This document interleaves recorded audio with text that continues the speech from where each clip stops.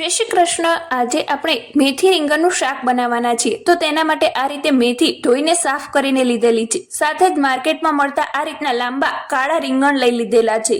તેની જ સાથે આપણે વઘાર માટે લીલા મરચાં અને આદુ લીધેલ છે અને તેની જ સાથે વટાણા થોડાક લીધેલા છે અને એક ટમેટું ઝીણું સુધારીને લીધેલું છે।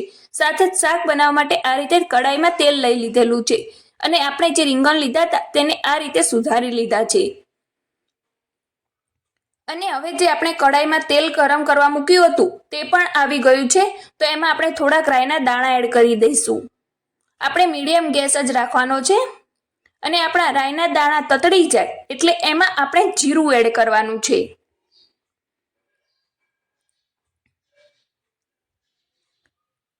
અને જીરું તતડી જાય પછી આપણે એમાં મરચાં અને આદુ જે ઝીણું સુધારીને રાખ્યું હતું તે આમાં એડ કરીશું। તેની જ સાથે આમાં થોડુંક હળદર પાવડર એડ કરી દઈશું અને હળદર પાવડર એડ થઈ જાય ત્યારબાદ આપણે જે રીંગણ સુધારીને રાખ્યા હતા તે આમાં એડ કરશું સૌથી પહેલા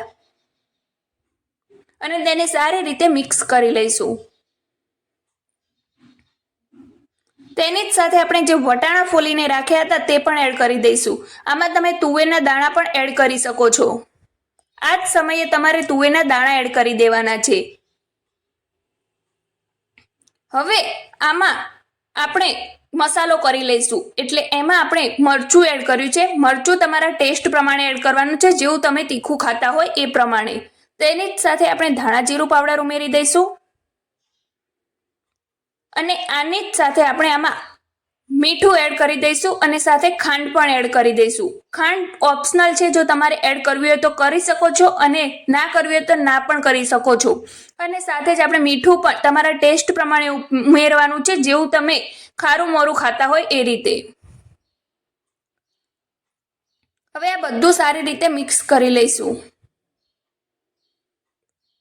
હવે આ રીતે મિક્સ થઈ જાય પછી એની ઉપર એક થાળી આ રીતે ઢાંકી દેવાની છે અને એની ઉપર થોડુંક પાણી મૂકીશું એટલે ઉપર અને નીચેથી સારી રીતે આપણું શાક ચડીને તૈયાર થશે। મીડિયમ ગેસ રાખવાનો છે અને આને વચ્ચેથી 2-2 મિનિટે હલાવતા રહેવાનું છે। 2-2 મિનિટ હલાવતા રહીને 5 મિનિટ આવી રીતે શાકને ચેડવવાનું છે। શાક ચડી જાય એટલે આ રીતના તેલ છૂટું પડી જશે। એ પછી આપણે એમાં ટમેટા એડ કરીશું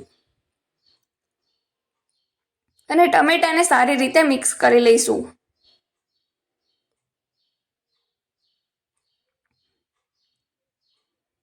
તમે પણ એકવાર આ ટ્રીકથી શાક બનાવીને જરૂરથી ટ્રાય કરજો। તમારા ઘરમાં બધાને બહુ જ પસંદ આવશે। હવે આપણે જે મેથી ધોઈને સાફ કરીને રાખી હતી તે પણ આમાં ઉમેરી દઈશું। આ વિડીયો તમને ગમ્યો હોય તો એને એક લાઇક જરૂર કરી દેજો અને વી આર ક્રેઝી ચેનલને તમે સબસ્ક્રાઇબ ના કરી હોય તો એને સબસ્ક્રાઇબ જરૂર કરી દેજો। તો આ રીતે એની મેથીને બધા શાક સાથે મિક્સ કરી લેવાનું છે। તો જો આપણું એકદમ ચટાકેદાર ટેસ્ટી શાક બનીને તૈયાર થઈ ગયું છે। તો હવે ગેસની ફ્લેમ બંધ કરીને તેને સર્વ કરીશું।